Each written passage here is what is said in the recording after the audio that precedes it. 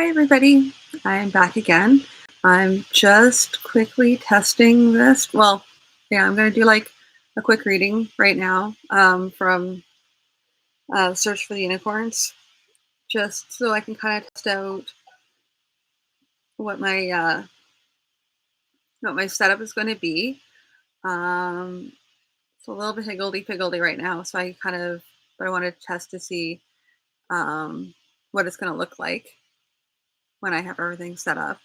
And everything like that. So this is gonna be like a week of testing just to see various setups and configurations to see what works and what doesn't work.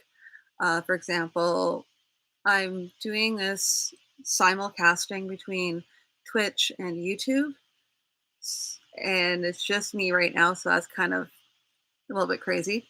So I'm gonna be trying to do what I can. Because I'm gonna be reading, it's gonna be hard for me to be able to actually uh, chat. I'm going to try and see how I can best do that. I think with some of the chapters, I'm going to end up doing like a pause at each section break so that I can kind of take a look to see what people have been saying and maybe do some answering. But then I might just do like an end of the chapter answer. What I did in the past was I'd read one chapter a night, and that's kind of what I'm looking at doing again. But I just wanted to see how it's going to look, what it's going to look like. And mostly right now, tonight is going to be me doing camera setup and lighting setup to see because some of my lighting has changed since the last time I did this. I've got different equipment now too, so I want to try and see what that's going to look like. Right now, for example, I'm experimenting with using my Compilot, which has a built-in microphone with it. So I'm going to see. I think it might be adding an echo, but I'm not sure. So I'll have to do playback and see what that sounds like. I wanted to do. I wanted to save content after I was done, and I was doing that on Twitch and saving it and then uploading it, like editing it and uploading it to YouTube and Twitch. I know that Twitch has changed a bit since the last time I used it that way. I tried doing a little bit when I was down in Toronto, but I didn't have access to everything. I don't even have my thumbnails, access to my thumbnails where I'm in the way that I'm using YouTube right now. So I have to try and fix that as well. um, I know there's a lot of peeking behind the curtain right now, but I just so everyone knows, it's gonna be really, really rough this week while I'm trying to get everything settled. But like I said, I'm gonna start in with Search for the Unicorn.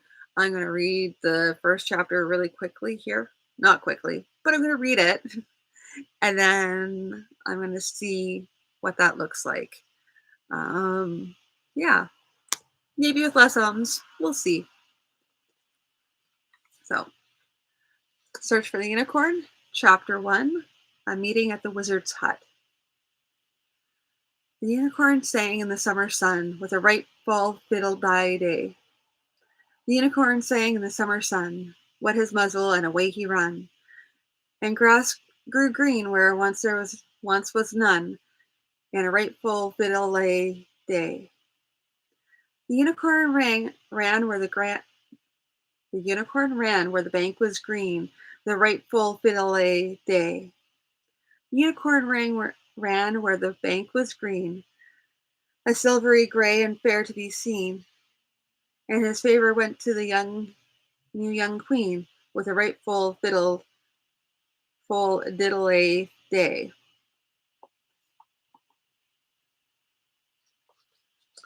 Carla sang the old song in her clear voice as she sought the hillside rocks where the plants, old with sagebrush,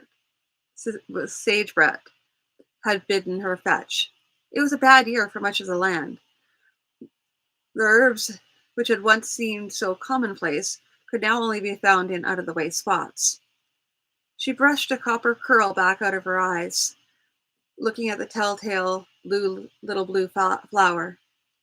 5 years of bad harvests in the land only made for the demand for herbs and healing increase.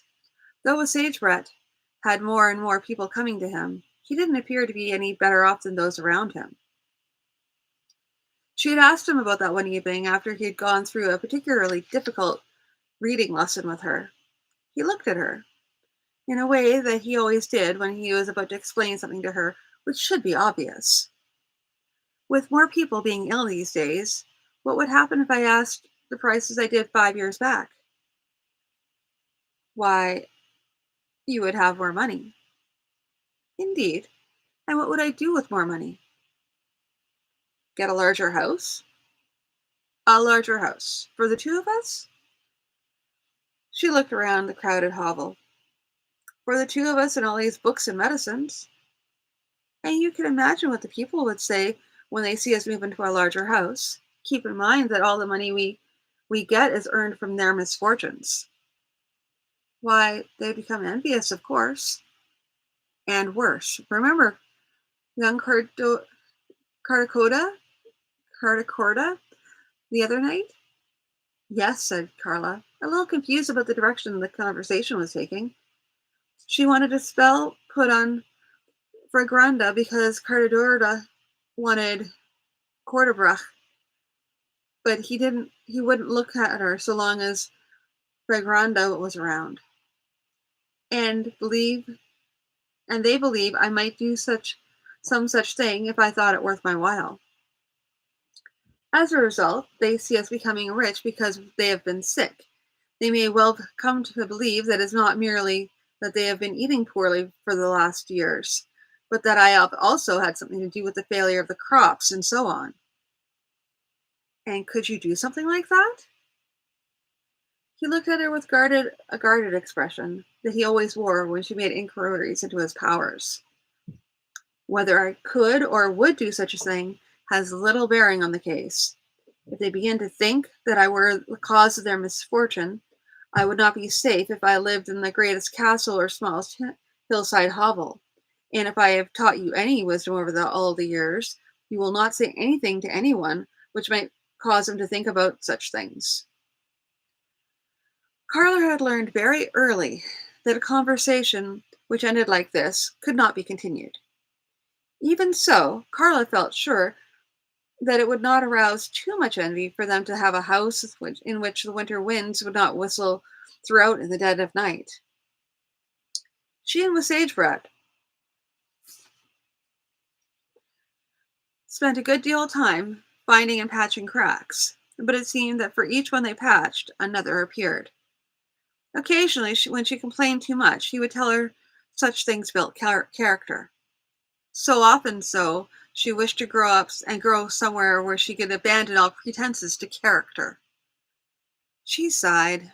She was coming round to wondering, as she always did when she began to fret over her lot in life, just who and what she was.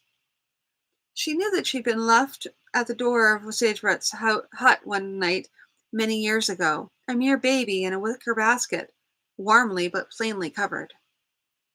Who, she wondered, could have left her as a baby for an elderly herb wizard to take care of? All she could think was that someone had made a mistake.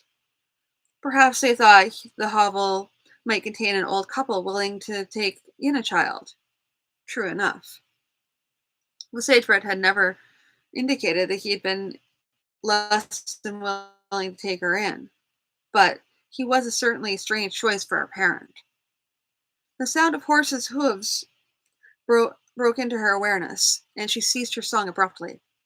As the Sagebrush had taught her, without her fully understanding why, she sat utterly still beside the boulder and waited for the horses to go away. Sagebrush had taught her for many years that horses meant people of rank, and people of rank were often heedless of the lives or well-being of those of less rank. As it turned out, however, this group stopped immediately in front of her, and a voice summoned her. As the Sagebrush had also taught her, people of rank tended to be impatient with those who they deemed to be insolent, so she looked up. The group consisted of two men brightly dressed, one older and one much younger. Both wore swords. Three women all of medium age, looked rather uncomfortable, and 5 more men in chain armor, who carried along who carried long lances, wore swords at their waists, and slung shields over their saddle bows. This meant that the group was very important, and since only very important people would bring men at arms with them, or sorry, since only very important people would bring men at arms with them. The bright clothes were very costly. Carla could tell this though she had never seen such clothing before, and the youngest man wore something on his head. It looked like a small crown. She took all this in at a glance as she stood and curtsied nicely and asked, "How may I help you, my lords and ladies?" She stood with her head down, waiting for a reply. With Sagebread told her that while people of rank felt it rude to stare, they felt it downright insulting for someone of lesser rank to stare at them. Therefore, the best way was to avoid trouble was to look down. "We seek the wizard with Sagebread. Can you direct us to him?" This put her into an immediate quandary. While Sagebread had always made clear his desire to avoid persons of rank, he had always taught her that persons of rank were not to be trifled with. She saw a frown beginning to gather on the younger man's face and answered, "Yes, my lord, I'm going there myself, if you will follow me." In a fit of resentment, she thought to herself, "Let him deal with them." Let him deal with them then. Off she went. Off she went then, running at a fast pace, but one which she knew would not leave her winded and puffing at the top of the next hill. She struck the path quickly, then followed it for the rest of the way around a bend. She knew very well that the horses would not be able to come quite so quickly around its bends and twists, particularly through the willows just before the hut. She heard shouting behind her as the riders called to her to slow down. She went a little faster until she finally crashed through the door. Sagebread turned as he was startled from something he had been mixing over the stove. "Lords and ladies coming this way, right behind me, here to see you." "Did they see you?" "Yes, they asked directions of me." She felt it strange that would be his first concern, not that persons of rank were here to see him. Ah. He wiped slender, knuckled fingers on the front of his apron, then untied the apron and folded it neatly and set it on the table. He looked regretfully at the pot on the stove, then took it off and set it on the floor. "He'll probably be ruined by taking off the heat too soon, but no help for that." He walked to the door and opened it just at the time when the horses had reared to a stamping stop in front of it. "Good day, your highness, my lord and ladies." "Your highness," thought Carla, startled. Whatever is going on? She risked a peek around Sagebread's thin frame. The young man with the golden crown on his head was frowning. The older man, though he appeared not much less angry, looked a little mystified. There was also another man there whom she was sure had not been there before. This old man wore gray robes and looked much like Sagebread, though he had a little more meat on his bones. Where had he come from? She was sure he had not been with the group when she had first seen them. "Do you know us?" the older and well-dressed man demanded. "How could I not?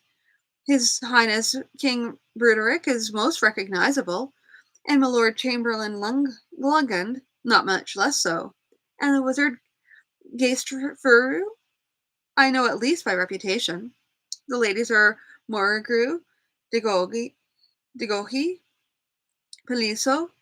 Do you wish me to name your soldiers as well?" The young king was instantly curious. "Could you do so?" "Yes, I see that you could.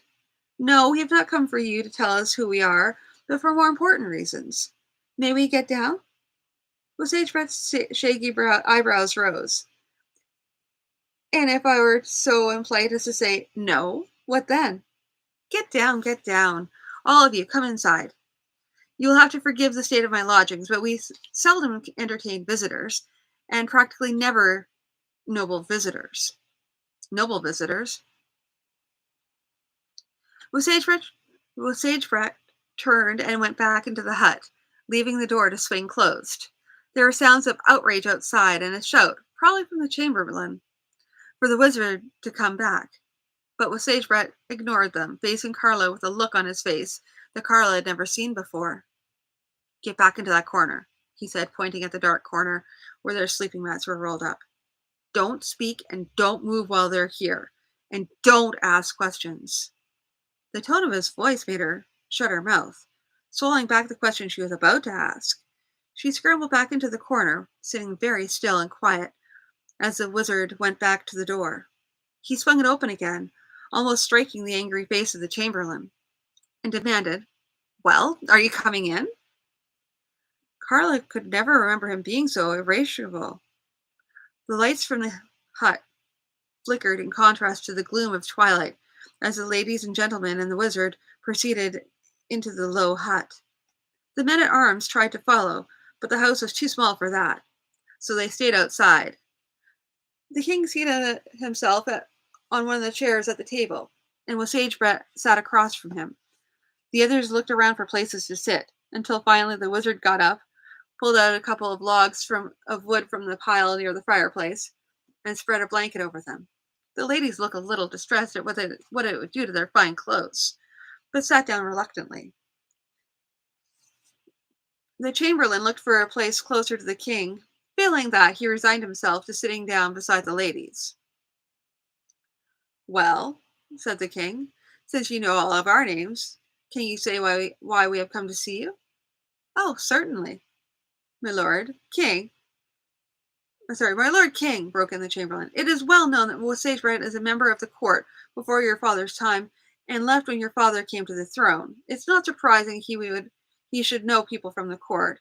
He may even profess knowledge of more general matters, but—" The king frowned.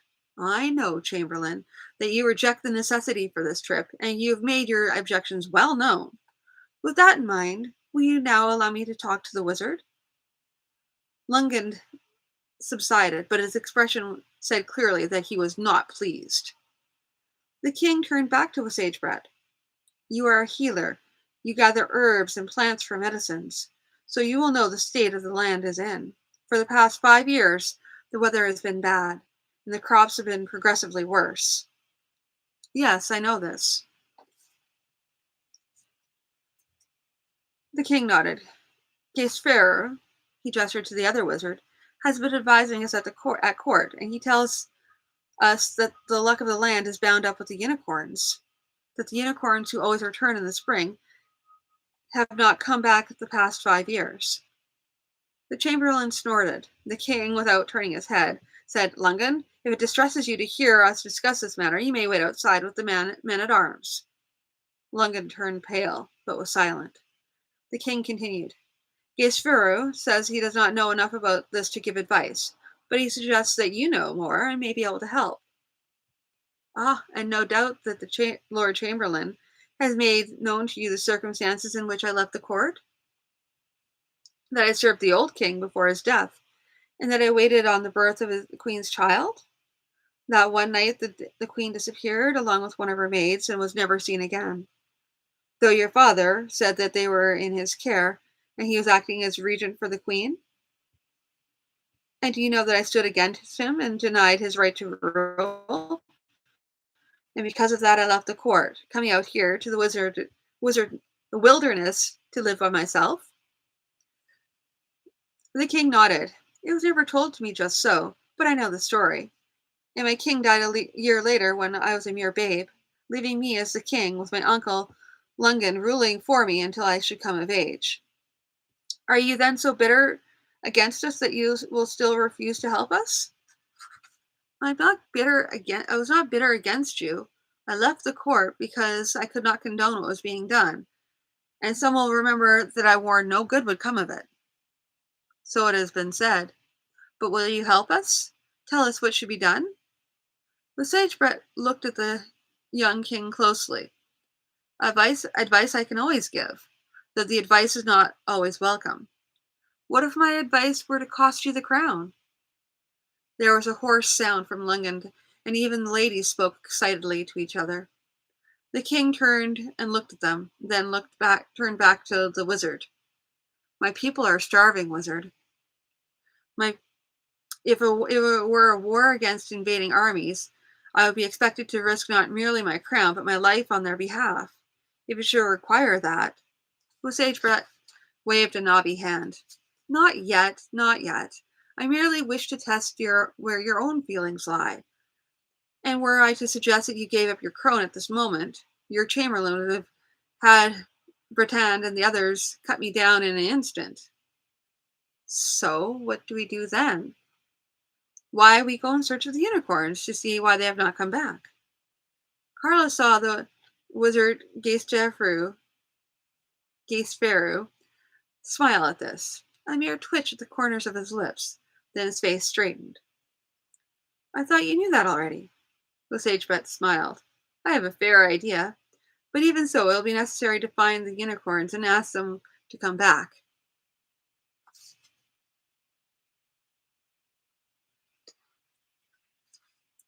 Then let us go. Not so quick. You must know that the unicorns are shy beasts. Great numbers of people galumphing about on horses are not likely to see much, except a faraway glimmer as a unicorn disappears into the trees. It must be a very small party. You have a plan for this then? Tentatively, yes. We take a very small group of about 2 or 3 persons with sufficient provisions and go off to the usual haunts of the unicorns. 2 things must be decided: who shall come along, and what provisions we shall take. The king looked at the wizard keenly. And I would hazard a guess as to who you will want to come along. Myself, is that correct? Leaving the kingdom in the capable hands of my uncle? In fact, my preference would be to take you and your uncle along, leaving the kingdom in the hands of someone you nominate yourself. My lord king, I protest this outrageous behavior. He proceeds to order you about like a small boy. You will not go on any such errand. And why not, my lord Lungand? As to his ordering me around, I seem to recall another person who tends to do the same. And I know that despite the information given us by the wizard at the court, you would have never ridden this way had I not used hunting as a ruse. You have surrounded me since I was a child with people and advisors constantly ready to dissuade me from any course which you thought not proper. I am a child no longer, and I will be led by your desires no more. You and I shall go with the wizard to seek the unicorns and heal the hurt of our land. Lungand stood up and began to protest. The king, however, remained seated, and he spoke much more mildly, but still firm. Yes, you have served me well for many years, and you shall no doubt continue to serve me well in this manner. He turned toward the door. Bertrand, he called, come here. The door opened and one of the men at arms burst in, with his sword in hand. He looked frantically around for whatever was endangering his king and lord. There is no danger, worthy Bertrand. I only wish to ask a favor of you. A favor, your highness? You need only a command. I know that, said the king, smiling. But this is a thing which I'd not order, but rather have you do as a favor.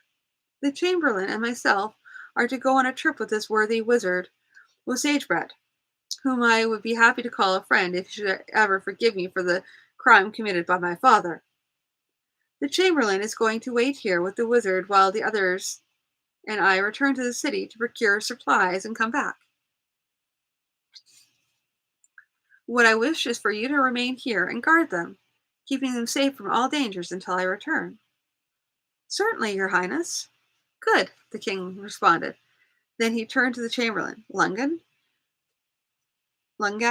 you will certainly be in no danger here. You may trust me to provide appropriate and sufficient supplies. I hope to return by tomorrow. He finally returned to Sagebread. I hope this will be sufficient. Sagebread, his face grave, said merely, "You appear to have everything in hand, your highness. Does it truly appear so? I wish—" Broderick broke off suddenly. "Enough talk for now, ladies." He bowed to them, then turned to the wizard Gaisperu. "And you, Gaisperu, let us go." With that they all walked out. The men-at-arms helped the ladies mount, while the king sprang into his own saddle. The men looked at Lungand and Breton questioningly until the king spoke. "And we're off." The king spurred his horse into a trot along the twisted path through the willows, leaving the three men looking after him. Carla disobeyed the wizard's orders and came forward enough to peek around the door to watch the king and his party leave. As they turned back toward the door, the chamberlain spoke.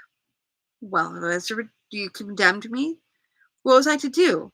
I was not taken fully into my brother's confidence.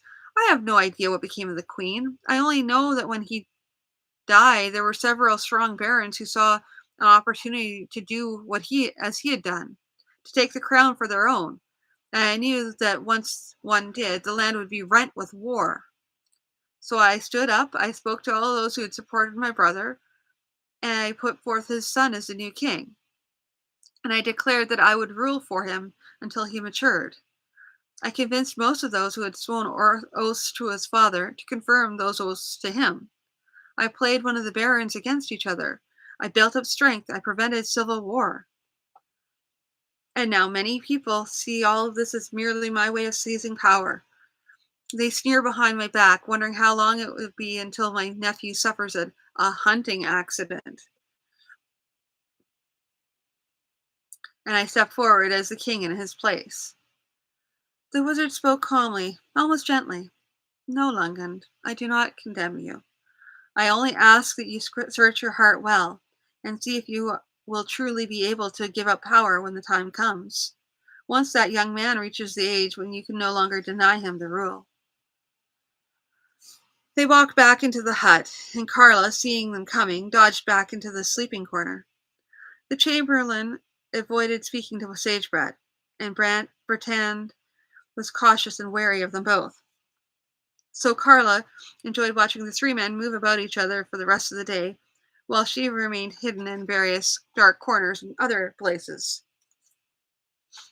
She did manage to get near to Sagebread once to speak of something which had been on her mind. "With Sagebread, that wizard Gaisperu, there's something strange about him. I don't trust him." Sagebread nodded gravely. "He is a man pulled in many directions by three things: his ability, his ambition, his fear.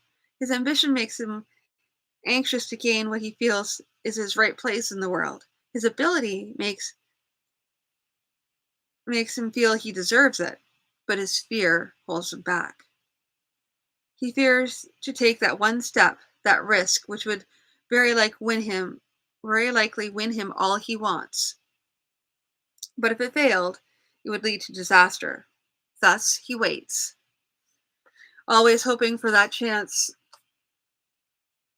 to come when time and circumstances will permit him to make his move, with no risk to himself. And because that time will never come, he will never reach his ambition." At an early hour of the morning, Carla once more heard the sound of horses outside of the hut. She peeked outside to see the king once more. This time, with only 10 soldiers and no ladies in his following. There was also a pack horse carrying a small canvas-wrapped pack. The chamberlain came to the door and looked out. "Ah, good day to you, your highness." "And a good day to you, Lungand. There was some argument as to who should be in charge while we were away, and just how much authority he should have. But we settled that quite amicably. Volkenner and Gang share the rule between them, and may only cause to be done things that they both agree to do." "They both agree? Your highness, those two could not agree to take a drink of water if they were dying of thirst." "Exactly so. This way, they can never they can neither of them do anything which will be irreparable. The chamberlain subsided, but it was clear that he was not particularly happy with this. We are ready to leave then? I think that perhaps we wish to change into some su- clothing more suitable for walking. I have brought clothing for you. Thank you, said the chamberlain sardonically. The Sagebret looked up at the king. Your Highness, I hope that you are not intending that this whole crowd should go hunting for unicorns. The king laughed. No, was Sagebret. That was not my intention. It was only with great difficulty that I was able to avoid bringing more along with me. But they are all to wait here until we come back. Only 3 of us will go hunting unicorns. 4. 4? 4. I have a young ward here whom I feel is best to take along with us. Carla? Carla came out from where she had been hiding at the corner of the house. With Sagebret addressed her, though he did not know she'd been listening to almost every word that had been said over the past 2 days.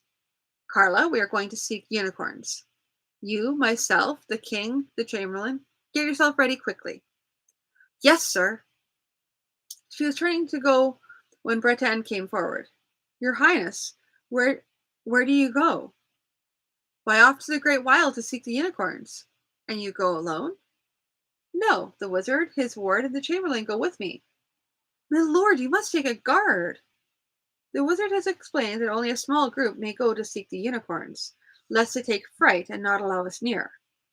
My lord, the dangers of the great wild are too well known. Even adding a few more to the party will be little safer and probably not much more frightening to the unicorns. Bertan, I know you speak out of love for me. Nevertheless, I must say this is my final word. No, you shall not go. Nevertheless, very well, your highness. But it was clear that Bertrand was far from pleased. There was little more delay while they made preparations. Sagebret insisted that while it might be easy on their backs to allow the pack horse to carry everything, it was also the height of folly. If we lose the horse, we lose everything. No, let us rather each carry a bit of food, a bit of clothing, and so on, leaving most of it for the horse, but with each of us carrying enough so that we will not be naked and starving without the horse. The king scowled, but saw the wisdom of this. Carla, who had been used to doing as Wasage bid, who had been used to doing as Wasage bred, without question, simply shrugged and set about making her pack as light as was feasible. She was wondering why the wizard was determined to take her along. It wasn't as though he had not gone away several times and left her to fend for herself for days, even weeks. She thought to ask him, with all the people around, knew knew she would not get no useful answer of him. She shrugged. Well, once they were out in the great wild, she would try to find a chance for the question. After they'd gotten packed up, they left, leaving behind the men-at-arms sitting and standing uncomfortably around with Sagebret's hut. Okay, so at that point, I am done this chapter. I'm not going to be doing the chapter again, and I don't know that I'll be reading out of the same book tomorrow, but we'll see. And I'm just realizing that one of the things I noticed is that I have to kind of shimmy things around a bit in order to get that, and watch my hand for those on YouTube. Or on Twitch. Sorry about that, guys. Here we go. Okay. So I'm just trying to see if I can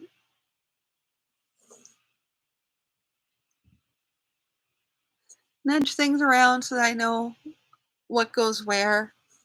It's going to probably be really, really awkward for the first little while I'm trying to. Definitely not ideal, but just, yeah. At any rate, Amazing. I'm trying to get like the cameras lined up so they kind of look approximately the same because reasons.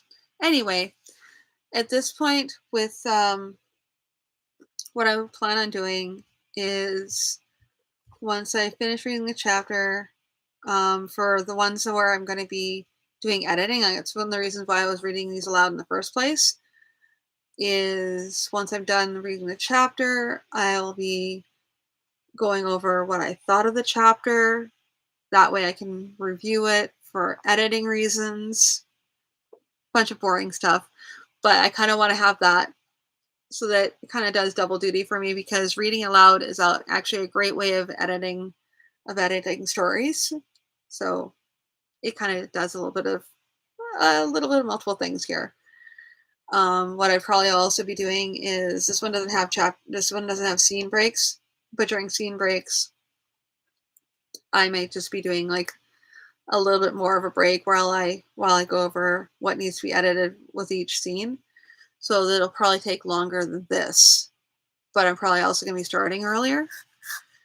My goal is to try and start probably somewhere around 6 o'clock, maybe 5:30, somewhere around there. It depends because as we get into the rainy season, I might be running a little bit later during my day job. So I get home from my day job and then I get set up here and I do a reading. So, well, I guess I'm probably going to play around with that as well.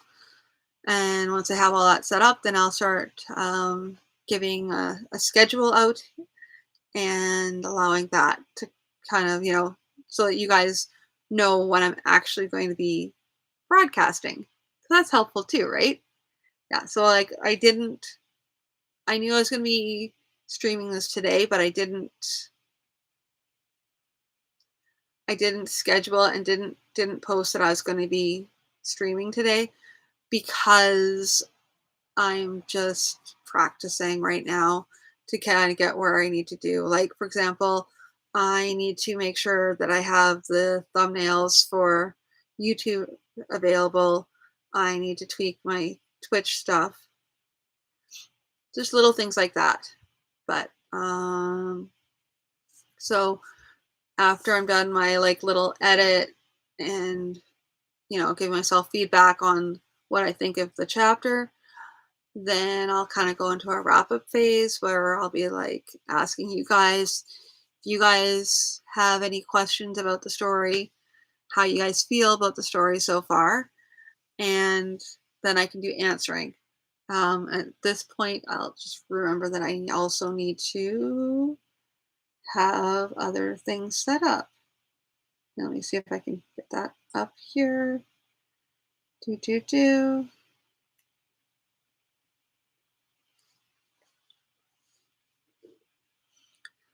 As I sit quietly.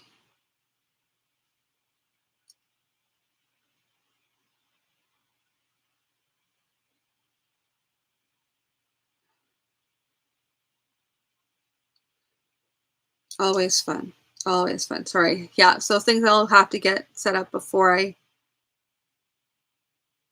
things I'm gonna have to get set up before I actually start. Dun dun dun. Yeah. Amazing.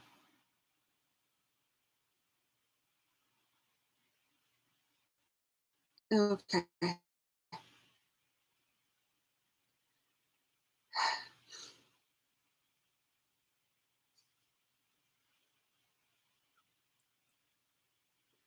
Any rate, so I guess that's all for today. Now I'm like fiddling with things, trying to get things set up. So I'm going to say goodnight for tonight, and I'm going to be back tomorrow doing more testing. Once I'm done testing, I will post a schedule for everything. The only time I'm going to expect things to be a little bit different is probably next Monday because it'll be Labor Day in Canada, where I'm streaming from. So there'll be that. And then at the end of September, I'll be heading out to Rose City Comic Con. So that'll be another time where I don't know I'll be doing any streaming. We'll see. Probably not though for the Thursday and Friday at the towards like the middle of the month. But I'll post those schedules for you then. So until next time, I will talk to you all again soon. Thanks for tuning in. Take care. Bye.